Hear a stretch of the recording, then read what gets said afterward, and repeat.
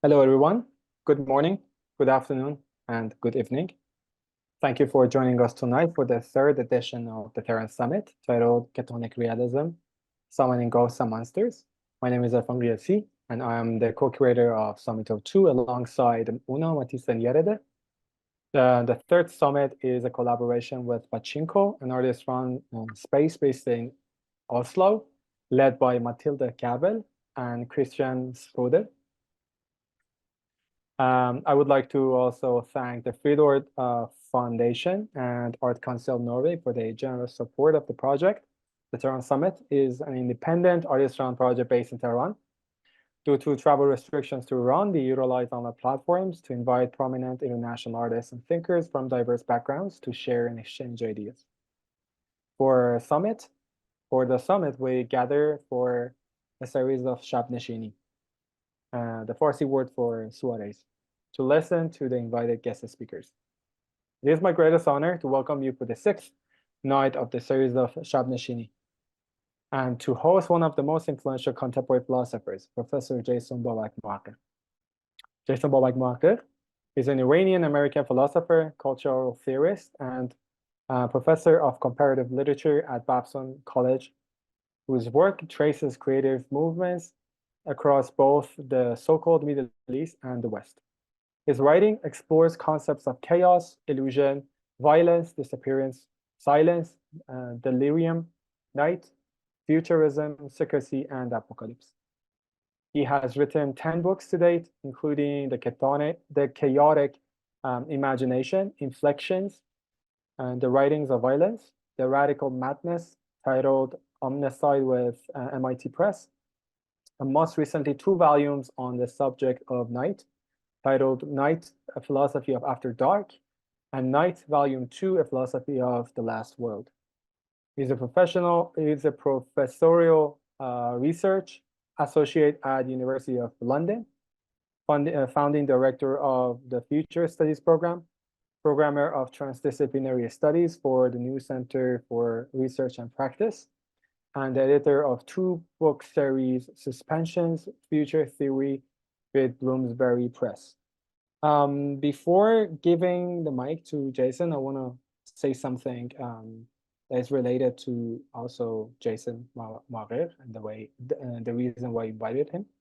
The reason why I titled the theme of this year Ketonic Realism, and why me and Ghazal Bey created the summit, but it's going to be in Farsi.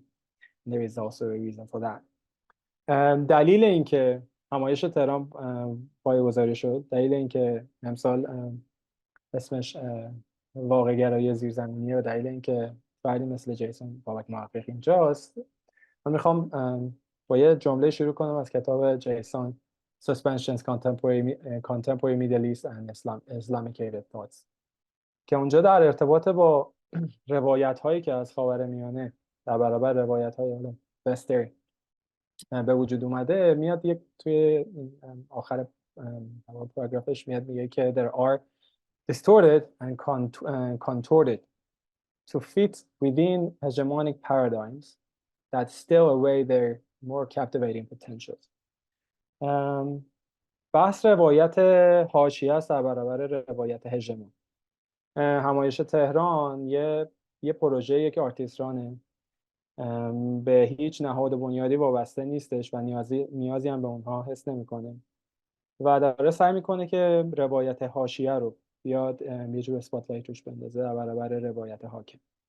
میخواد به این اهمیت بده که میشه حرف زد و صدای ما ایرانی‌ها میتونه مهم باشه برای توی لول کانتمپوری در جهان معاصر میتونه مهم باشه و به نظرم امشب شب مناسبی بود برای اینکه این صحبت رو بکنم، با وجود اینکه یک کسی داریم جیسون بابک محقق که نه تنها به عنوان یک فیلسوف ایرانی آمریکایی مهمه، بلکه به عنوان یک نظریه پرداز و متفکر در سطح جهانی حرف برای گفتن داره و آدمی هستش که مهم حرف زدنش.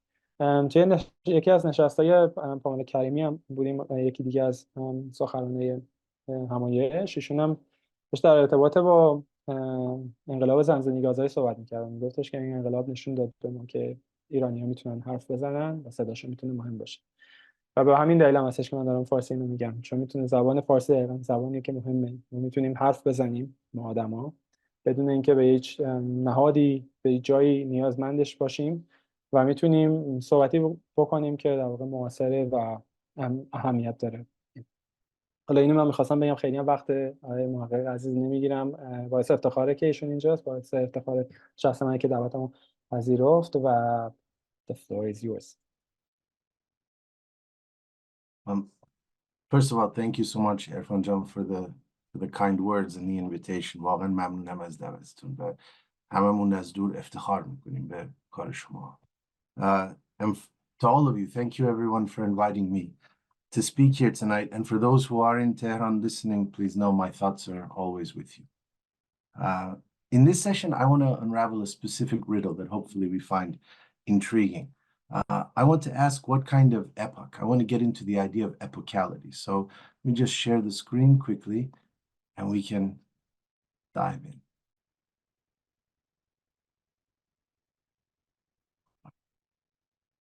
So what I want to wonder is, many of you know the iconic Persian new poet Ahmad Shamlu, and you may know obviously a very famous poem of his where he says, "Ruzegar gharib ist nazani."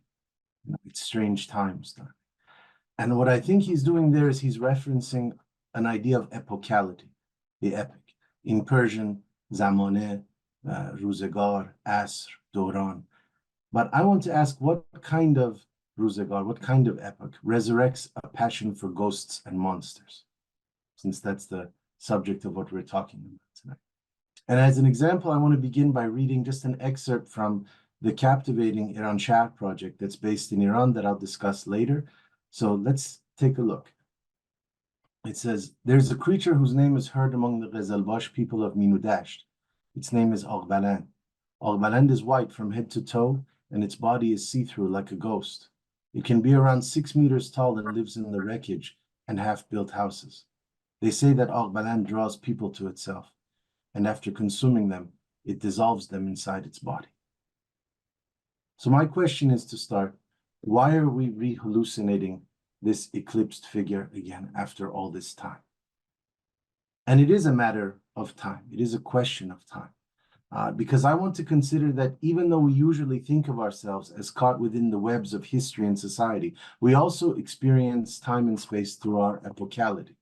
And this is a more shadowy concept, because the epic is something altogether different from so-called reality. It's more of an all-engulfing mood that inhales and exhales us. George Bataille called it a jaw of time. And again, Shamlu, Ruzegar gharib ist nazan. The epic, therefore, does not belong to our chronological life in the everyday, but it's more like a fog that encircles the periphery. It's beyond the cities where we no longer quite know ourselves, in the unlived place. But then epoche in ancient Greek literally means a stopping point, in a period of such striking, jagged formations that it cracks the spine of time itself. So the epic is a cutting act. It cleaves open a subdivision where we are held hostage by what is most hostile. And this is our first connection to monsters tonight, whose immediate impact is to paralyze and split apart our bodies. So let's start thinking of ghosts and monsters as forces of the occasional, such that when we stare upon them, we fall through an elevator shaft of experience, a slight tear or hole in the continuum of things that allows us to enter some abyss of the moment that was never supposed to happen. For our purposes tonight, I want to call this rare sliver of time the epic of exception, which means that to be in the epic, in the Ruzagar, means to slip through a hidden hour in the clock of being, where we notice 3 specific things occurring. 1, suspicion. When you are in the epic at its extreme, you observe a dramatic rise in atmospheres of suspicion, rumor, and paranoia. So everywhere is the ominous sense that there's blood in the water. Second principle is return.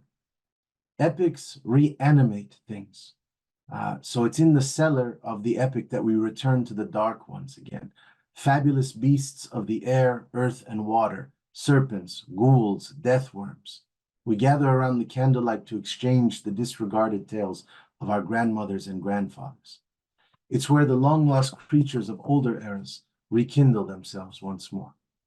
So in the epic, the most irrelevant becomes the most essential, and we learn their names again. And we dread and delight in the possibility of their reappearance. And the third thing that happens in the epic is a cult fascination. But what's intriguing about this is that it's a dual tendency whereby both the highest and lowest levels of the pyramids of power start leaning towards radical strangeness. So if you think of it as a pendulum, a cult fascination, it swings to capture both the dominating and the dominated.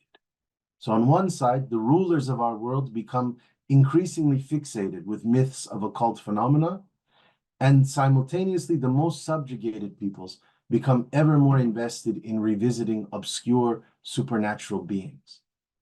And this creates a gravitational imaginary that sends both sides reeling through subcultural archives, folklores, various weird art forms, and deviant genres of storytelling.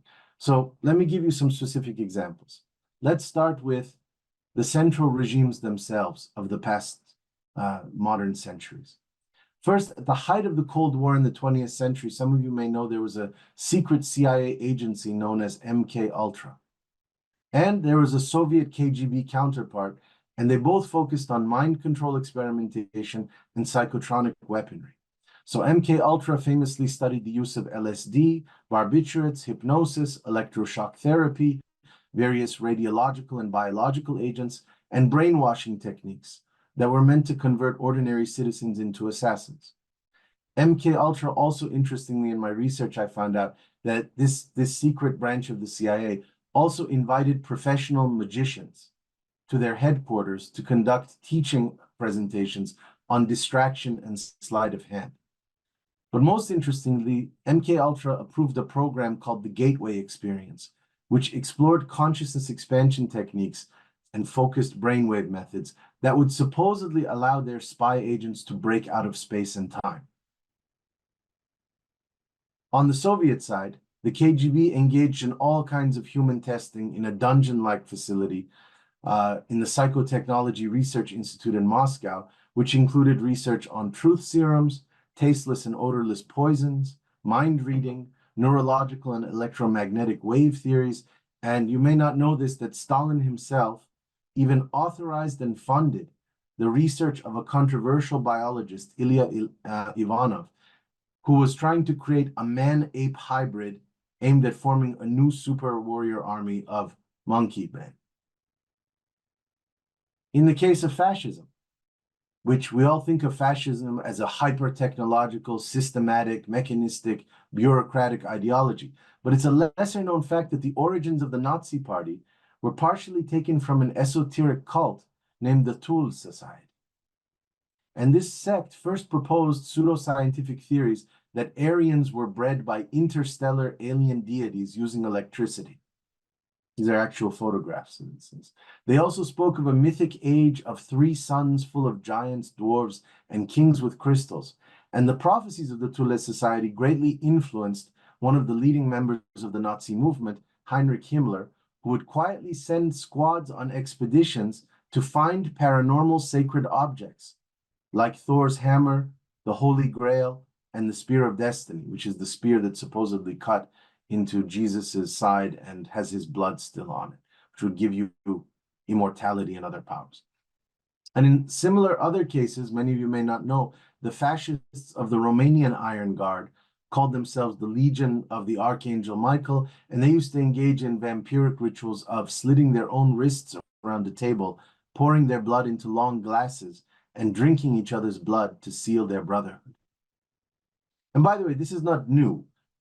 This mirrors a whole political subhistory of many blood-drinking or blood-bathing aristocracies in the medieval era. And since we're talking in Tehran tonight, it's cool to know that there are even certain Qajar kings who are accused of eating soups containing cooked human body parts in order to regain their youth, purity, or vitality.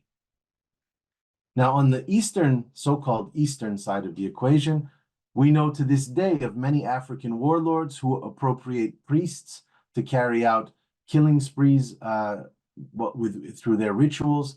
We know of East Asian emperors who feared defeat and that made them turn to dark monks, including the Mongolian Genghis Khan. Genghis Khan admittedly worshipped the eternal blue sky, and he would bring shamans of the black, that's one on the left, that's a shaman of the black, to the front lines of his war campaigns.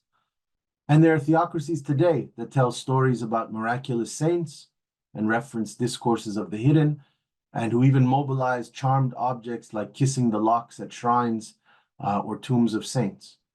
And interestingly, in Iran, the craft of aynekari, one of my favorite aesthetics, mirror making, which you see on the right, that was initially an occult mystical aesthetic in history that then became the primary design feature that we see decorating sacred mausoleums and palaces. Now, most recently, we can turn to the example of Saudi Arabia. You may not know this, but the new monarchy in Saudi Arabia has formed 9 anti-witchcraft units to arrest black magic practitioners, raid magical hideouts, and, quote, educate, this is from their website, by the way, this ministry's website, quote, educate the public about the evils of sorcery, investigate alleged witches, neutralize their cursed paraphernalia, and disarm their spells. Officially, if you want to know, this witch hunting bureau is called the Committee for the Promotion of Virtue and the Prevention of Vice. They've already banned books promoting superstition. They've incarcerated people suspected of afflicting others with the evil eye. And this year, they heightened their anti-spell combat activities when they discovered, and this actually happened, the severed head of a wolf wrapped in women's lingerie in the northern Saudi city of Tabuk. And now I want to recite the profile of another figure of Iranian imagination from the Iran Shah project, because I want to get in now to the second part. So we dealt with the rulers and how the rulers become fascinated by the occult, but what about the other side of the spectrum? Those who are the most oppressed, the most subordinated. So let's look at this and how they sabotage reality through the occult. So let's look at this passage here. According to the Arab people of Khuzestan, southeastern Iran, there's an ugly woman dressed in black with dirty, disheveled hair called salawa or salawa. Nobody has ever seen her face because she wears a dirty black robe on her head. Parents used to scare their children by singing them a song about her, which said, Salawa would take you, steal you, eat you. If you don't sleep, she's going to come for you. In some stories, she's also described as an ugly, hairy creature that could turn into a beautiful woman to steal the hearts of men who wandered in deserts. Now, why her? Why am I bringing up this passage? Because she represents almost every category of the oppressed as defined by a brutal social hierarchy. Woman, old, ugly, dirty, dark-skinned, alone. And yet here, in this small episodic fragment, the persecuted one takes what she is owed by an uncaring world.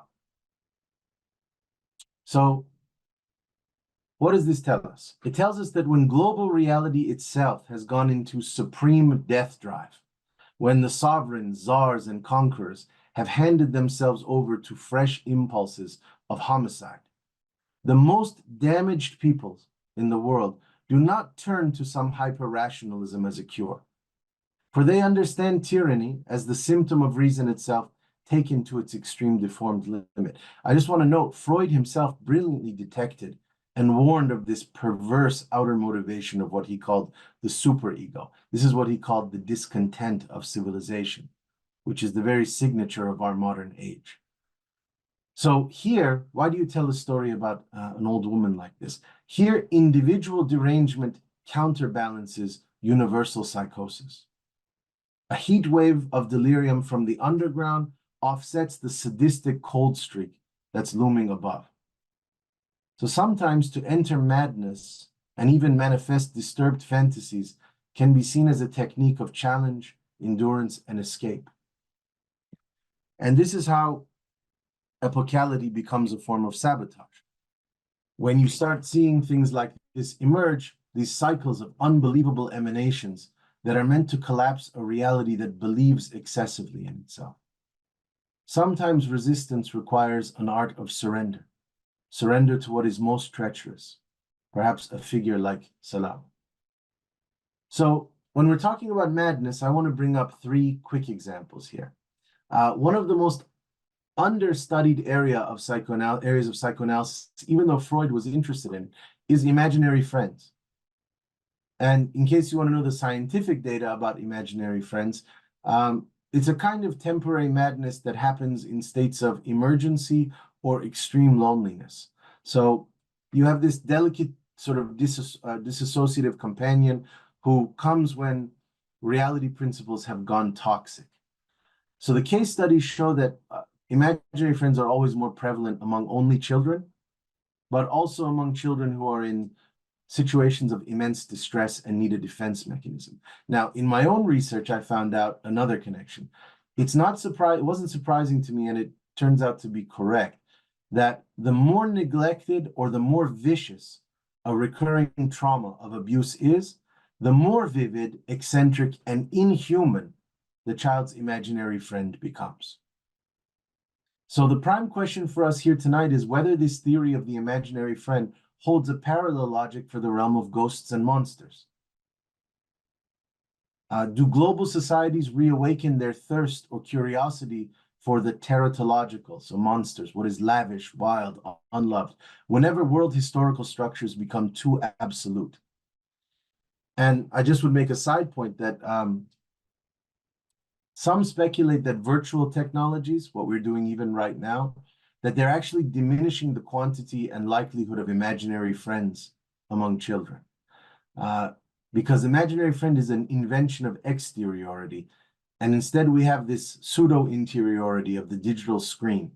So the avatar and reproducible simulations, they start to steal the realm of phantasmatic experience where imaginary friends were once being born. And this is an important historical or epochal question for me, because we should wonder what happens when we lose them altogether. What happens when we can no longer signal imaginary friends to our side? Now, the second thing I want to talk about, which is related to madness, is nightmares.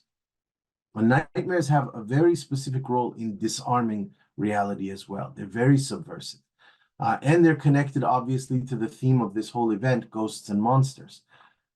Now, if you ever were weird like me and you wanted to read the journals, the daftarche of people who faced extreme danger, circumstances of immediate danger, criminals, exiles, slaves, sailors on really rough oceans, political prisoners, you would notice that they all advise one thing, that you should develop a taste for nightmares. And the more peculiar, ridiculous, and grotesque, the better. In fact, these people, strangely enough, they warn against realistic nightmares. And instead, they prefer content that strays even beyond surrealism. Okay? So that means creatures that don't even come from our unconscious, but come from somewhere else, from another infinity. Because nightmares are training grounds for the infinite. At their highest doses, they infect and immunize us to perplexity. They even teach us to savor it. And by the way, perplexity is one of the central concepts of all mysticism, Sufi mysticism, in its origins, right? Bewilderment, perplexity. So nightmares do this job. Their horror show is often just something that prepares us for the uneven, the indeterminate, chance, and we'll need some time later. So we practice there in the nightmare. We sharpen our sensitivities, we enhance our vigilance through confrontation with beings who dwell along the perimeter of the inconceivable. Ironically, then, the nightmare makes us more wakeful. Through its prism, we reignite our instincts from the jungle. We tighten that lost musculature that we once held in the wasteland when we were stalked by predatory animal species thousands of years ago, by bringing back these threatening faces that populate our worst nocturnal visions. For unlike dreams, dreams position themselves in the faraway lands of pure illusion, but nightmares harass and thieve reality by introducing us to beings who are impossible and yet feel too real. That's every one of the figures of the Iran Shah project that we're going to look into, right? They're impossible and yet they feel too real when they're spoken of in the provinces. So the lines of fact and fiction are blurred, and even the question of authenticity becomes irrelevant. So let me ask it to you this way. When someone dies of a heart attack during a ghost sighting, does it matter whether that spirit was truly there or not?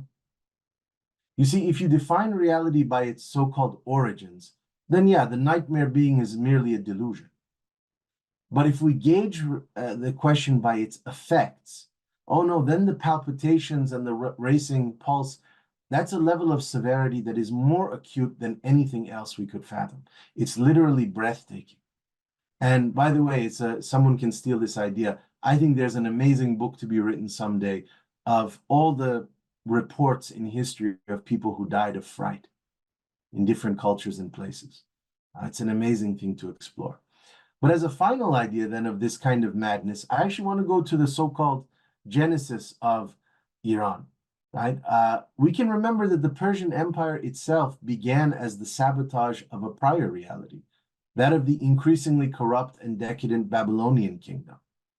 And that Cyrus the Great supposedly was even welcomed through the gates of Babylon as the bringer of a new momentum. So here I want to make a qualification that Iranians are smarter than Western philosophers, because their word for epic, the true Persian expression for epic, is no doran, no zamane, no ruzegar, or asr no. So all of these emphasize the suggestion of something unforeseen. Right? But I'm less interested in the political details of the Persian Empire and the transfer of power and all of that. I'm more intrigued by this one question that hits me all the time. Why do we find bizarre iconographic entities like winged lions and man bulls etched into the pillars and walls of Persepolis? Why would the capital city of an ascending superpower thousands of years ago require these zoological supplements? Figments like the Egyptian Sphinx or the Iranian manticore, which comes etymologically from the Persian mardkhor, man-eater, with a human head, lion's body, and dragon or scorpion tail. How do we understand the devious decision of the architect who thought it so necessary to inscribe a new dynastic order through a symbology of horrid beasts?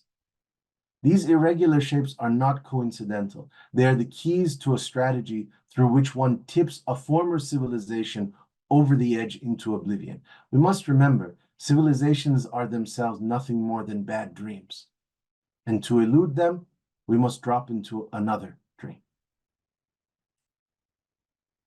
So I want to read another report from the depths of the Iran-Shahr archive. Tiarike Sawars in Ilam's mythology are the knights of darkness who sometimes attack jinns and other supernatural beings. They can be seen at night under the moonlight. Some say that they are men riding horses with shadow-like appearances. Tiarike Sawars make themselves look like wolves whenever they encounter humans, because they do not want to be recognized. And I want to tie this to the question of our ancestors, because these stories come from the Ancestral. Right?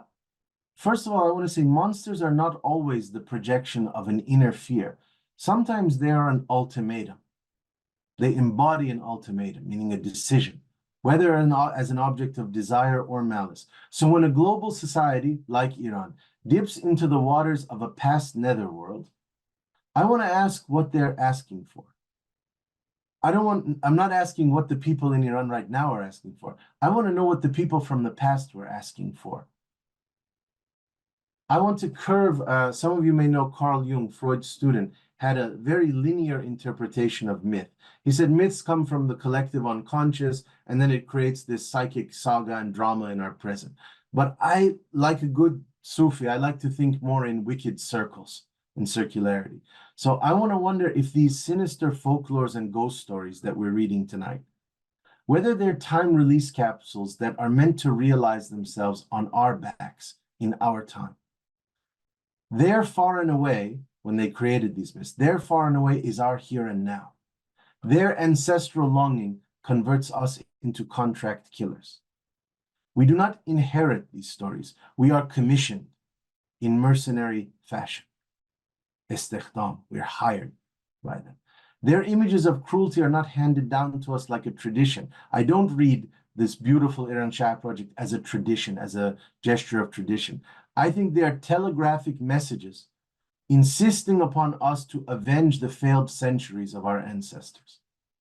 And I think that their mutants are an intergenerational echo that forces us to negatively redeem their exhausted footprints. It's in this way that our present becomes the reckoning for their hypothetical past. We fulfill their call to punishment. We pay their debts with the accumulated interest of millennia. But what is it exactly that our ancestors craved then? A second chance, their forsaken innocence, or did they want retaliation on behalf of those who have cried forever?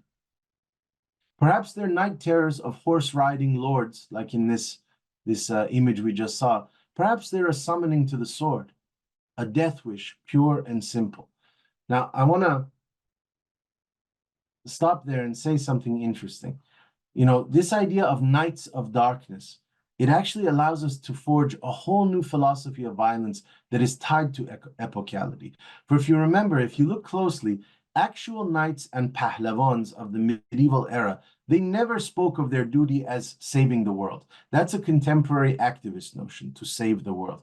They always spoke of protecting the age. They were therefore literal guardians of time, guardians of the epic above all else.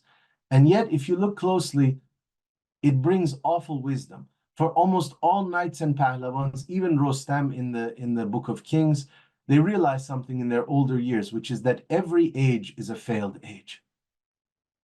Even the so-called golden ages are full of murder, betrayal, and decline. I would just note, if we want to drop some Islamic theology here, that 3 of the first rightly guided caliphs in the earliest decades of Islam, the first caliphs, were assassinated. So there is no golden age. And this is why the riders, the theorist savars, they can never stop, because utopia never comes.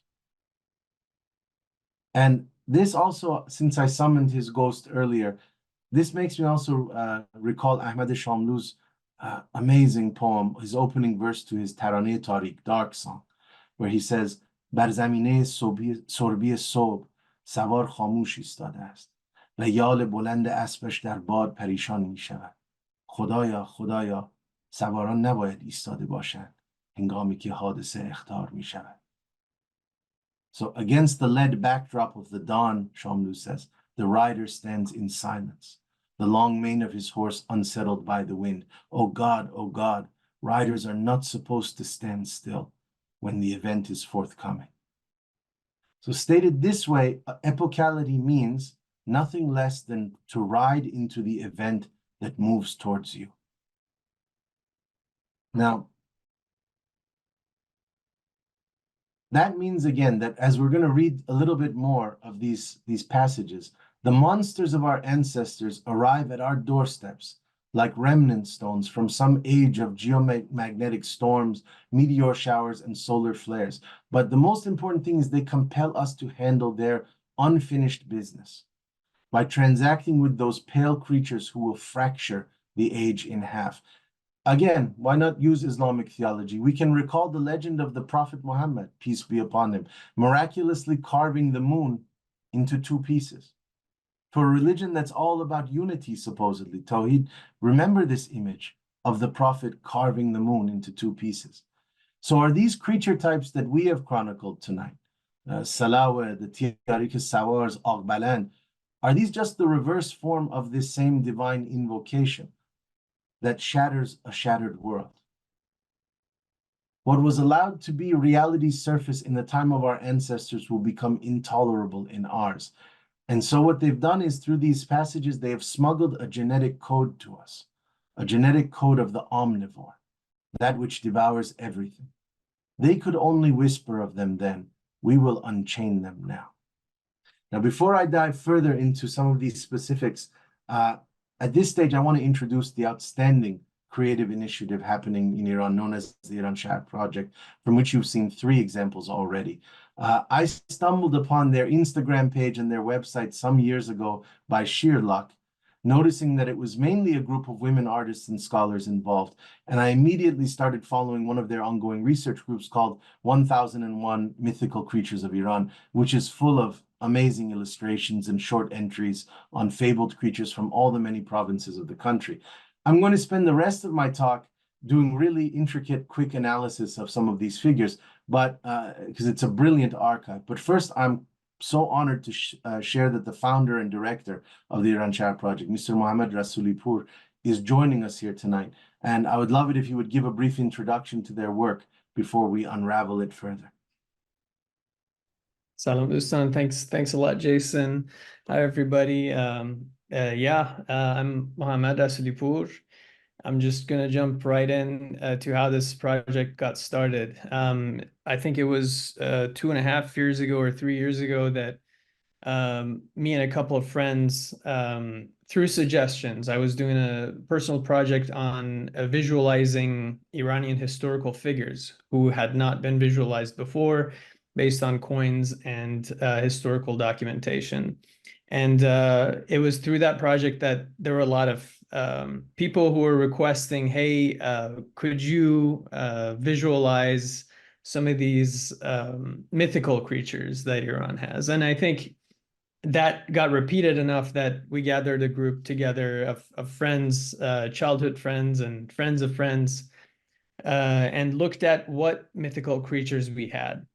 Originally, it might be funny to hear now that we've almost done probably about 300 to 400 figures of these mythological creatures, that we thought there's going to be 12 or 20 max of these mythological figures. So we did some research and we came up with 12, and that's how we started. And we visualized them, we translated them into English, and we posted them on Instagram, and we created a channel called 1001 Mythical Creatures.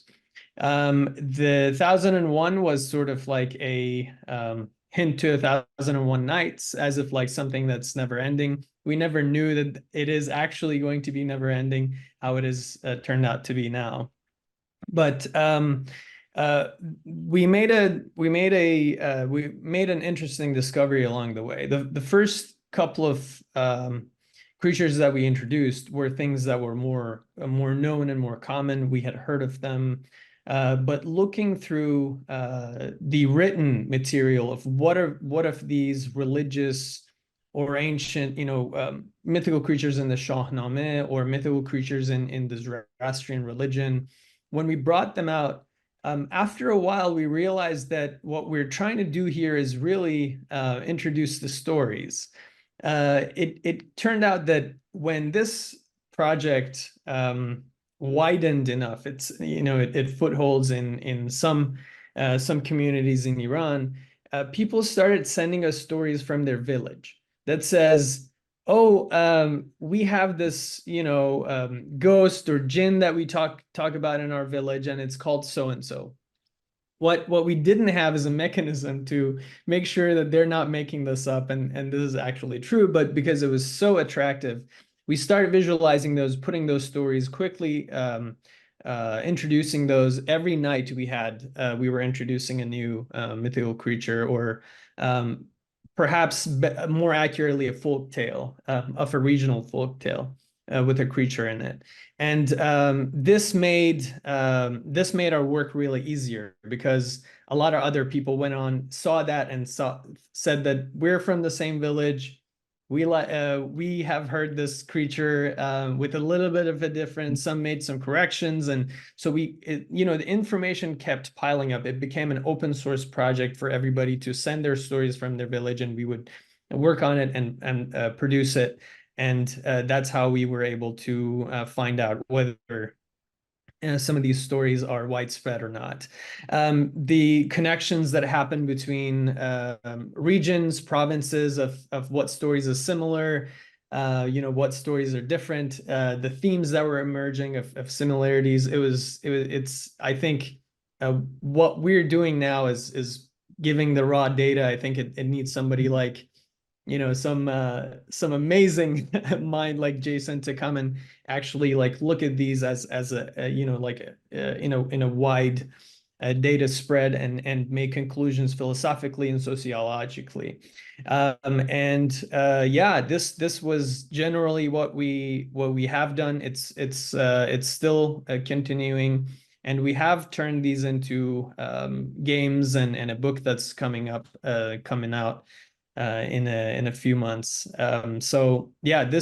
This project turned out to be nothing that we ever imagined it would.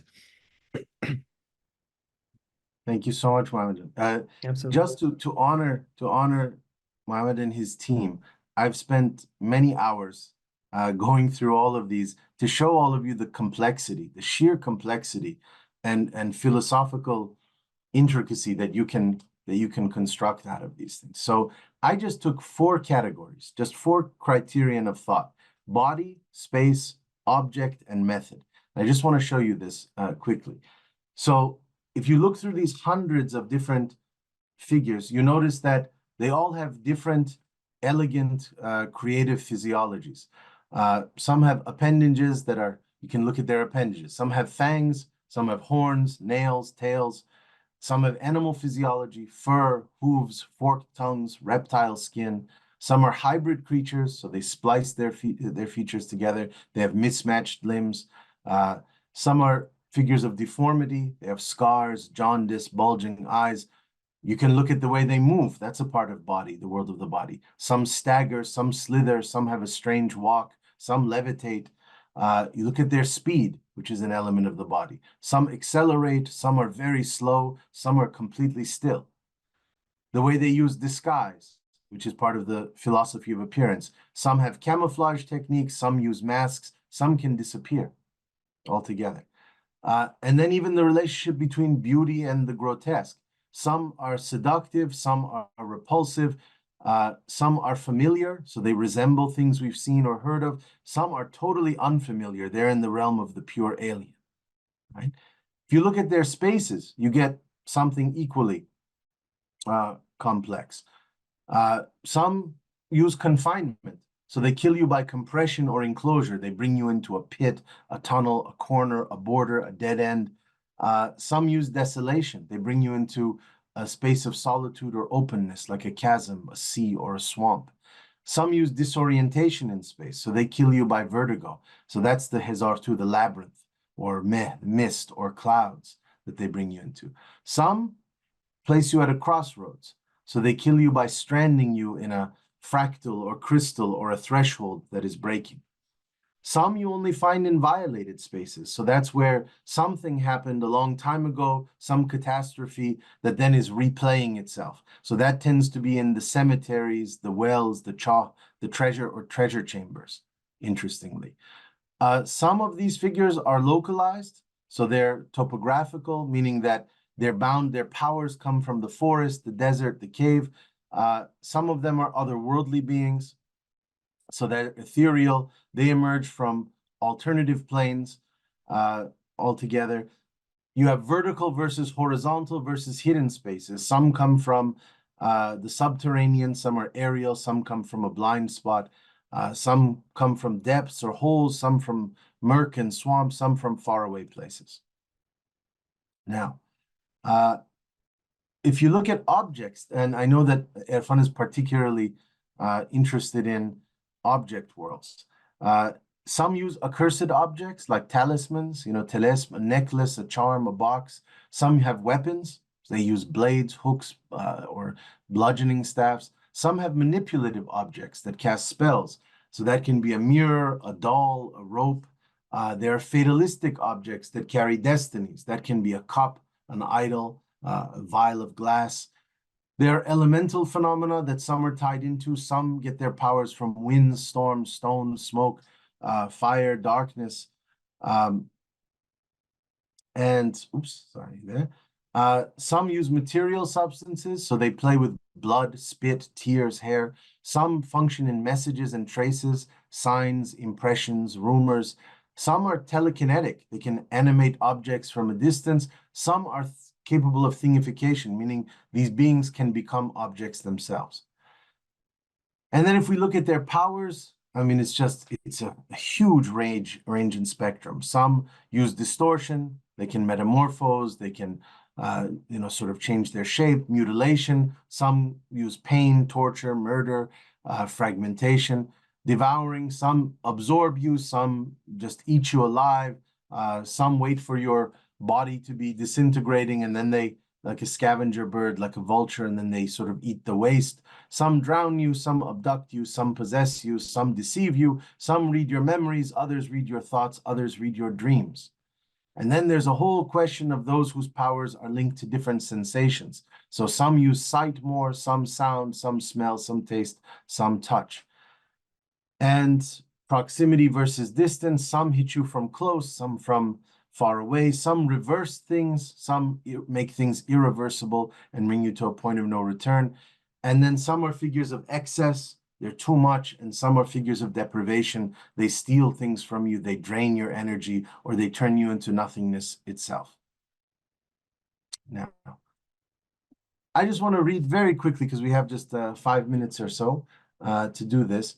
I want to read very quickly just a couple of these passages. So here's one. According to the beliefs of the Lak tribe in southwestern Iran, there's a creature named Gadja. At nights when hunters go to the mountains, this creature goes to them and starts imitating everything they do. Gadja does this so that the hunters run out of fear and fall to the ground or off a cliff. Hunters can survive if they manage to tolerate this figure.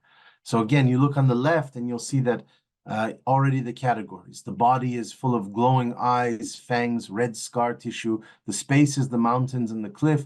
The object and phenomenon are voice and echo, and the method is one of imitation. Then there's this figure. Dada Kalaku is the name given to a creature that appears like an old woman in the local beliefs of the southern Iranian province of Hormozgan. Legend has it that this creature could emerge from underwater with a hooked stick when people are fetching water from wells. It's believed that the chances of this creature appearing are especially higher when a person goes to a well or water storage alone. The hooked stick is said to be used to catch the legs of the visitors so that it can pull them in the water. So we have, again, a figure. The body is elderly, it's wet, they dwell in the water wells. The object is a hooked stick, and the method is one of capture and drowning. In Hamadan, the resurrected dead are called khordlamesh. This Turkish word means resurrected dead or awakened. The people of this area believe that the devil likes to get into people's bodies.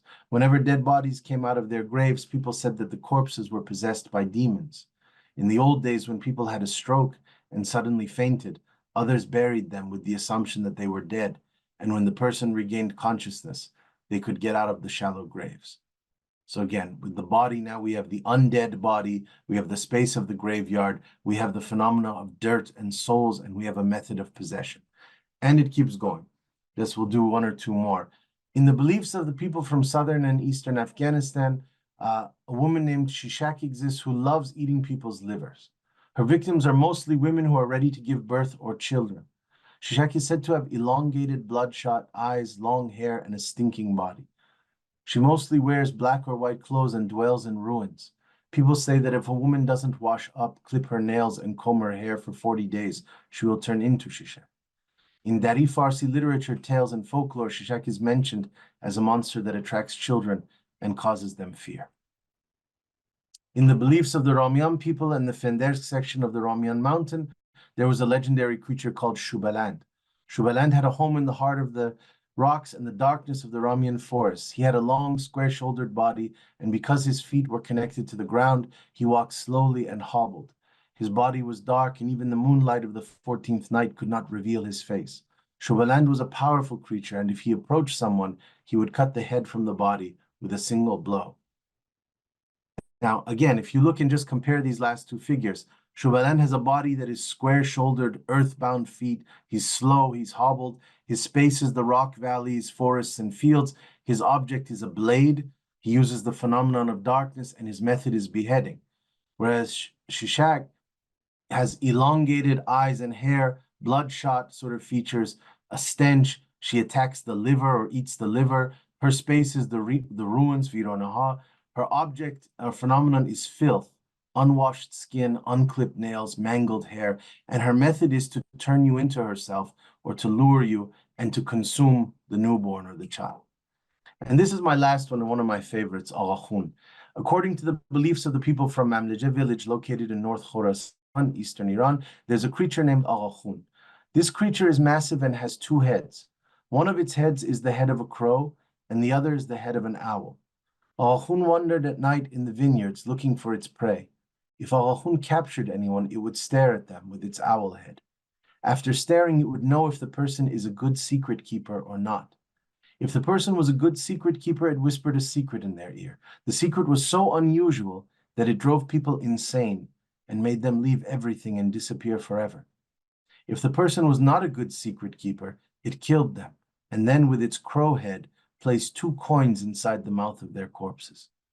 For that reason, people believe that at night they must move silently and onto the tip of their toes in the vineyards, so that Agha-Khun would not find them. This creature never hurt dervishes, which is why travelers mostly crossed Mamlujah's vineyards with a dervish by their sides. Again, the level of creative complexity involved here. First, we're dealing with a body that is giant. So the question of the whole folklore of giants throughout history. Dual-headed, crow and owl. The idea of the mouth. I mean, and philosophers have written entire things about the mouth. Tiptoeing as a kind of performative aspect of the body. And then the body of the mystic. Why the dervish's body, the mystic's body, is immune is a really fascinating question. Their space is the vineyards. Their objects and phenomenon are whispers, coins, silence, and night. And their method is predatory wandering, gazing at you, secrecy, and madness. I mean, an entire philosophy is just here in this passage. So, where do we end up? We end up with this last element that I want to talk about from the Iran-Shah project. So where epic myths deal with themes of struggle and journey, so those are epic hero stories, occult subhistories or fairy tales like the ones that we're negotiating tonight, they have a different concept of venture or adventure. They turn destiny not into a straight line, not into a destination, but rather into an often incomprehensible, unstable road of detours, tripwires, suspended escalators, false angles, and lost trails. It's a map pertaining to what is not oneself. So myths are usually about identity. These sub-myths are about what is not oneself and what is beyond one's territory. A geosphere tied to the absurd qualities and unusual habits of totally unrelated entities. The specter, the div, the jinn, the elemental creature found in rivers or islands. Phantoms and monsters therefore represent a uniquely outlandish approach to what we call the event in philosophy. It's where entire environments are built around the element of surprise. But what does it mean to believe that we hang in the balance of some creature like this, some Shubaland, and their modalities? When all hope is lost, is this actually what we pray for? And I want to just say something to that quickly. Much like the death wish, we talked earlier about death wishes, which is a fascinating psychological dimension. But there's also something else that people don't talk about, which is dark prayers in the history of humanity. There are prayers that condemn. There are prayers that say no more of this. And again, we have to look to a figure like Shamlu, who leaves behind very enigmatic lines to guide us. So he has a poem called Endgame, Akhar Bazi, which many of you probably have heard these days again, where he says, I'll read it in the English first. He says, "Behold what hell's condemnation will make of you. For the black-clothed mothers, grievers of the most enchanting progeny of sun and wind, have still not raised their heads from their prayer mats." So in the Persian, Bash ta nefrin duzakh est tu che sazad, ki madaran siyahpoosh, dagdaran zibatarin farzandan aftab u bad, hanuz az sajjade ha sar bar nagereftan. Is it so implausible that these weeping mothers, when they sigh, are recruiting forces like Shishak, Shubaland, and Agha-Khun to revenge their departed children? It's a question that I would ask. But elders pray for plagues while the young people play outside. And so as you see in this final slide, and this is how I want to close tonight, the thinkers and artists behind the Iran-Shah project have decided to turn their intellectual and cultural project into a card game. And I don't take this lightly. I think it's a brilliant decision. I think it, again, takes us back to the notion of epochality. Turning this into a card game is a matter of epochal proportions. For what does it mean to play with terrifying dimensions of being? Why would anyone entertain themselves by gambling with forces of awful reward? This must be more than just killing time. This must be a form of actually killing time. In this sense, the cards in the image on screen represent an all or nothing deck. They are the board of the last chance and last game convened in desperation. The jacks and queens are replaced by silhouettes of fear and hate. The kings, aces, and jokers are replaced by incarnations of headlessness, lunacy, and annihilation, where each card is the final card of the final hand of the final round forever. You know, this is the night side lesson of multiplicity. Some of you may have read the great French philosopher Gilles Deleuze, and he talks about multiplicity, but there's a dark side to this concept, which is that there are as many potential outcomes in our existence as there are fiends, evil creatures in the chronicle of human imagination. And there are just as many ways to die. These ghosts and monsters are therefore aligned around a final bet on the several futures or non-futures that are at stake for us, but one that, win or lose, nevertheless guarantees that we will go down with style, fatal style. You know that ancient schizophrenic Socrates once told us that the purpose of philosophy was to learn how to die well. Here, that doesn't mean a meaningful or ideal death. It doesn't mean a death of truth, perfection, or transcendence. It means an elegant death of intensity, an awesome death committed by those apparitions whose imperfect looks haunt the domain of our appearances. What we have looked at tonight, these are the colorful executioners of a judgment day, but without judgment, only trembling, suffocation, stretching, or disintegration into thin air.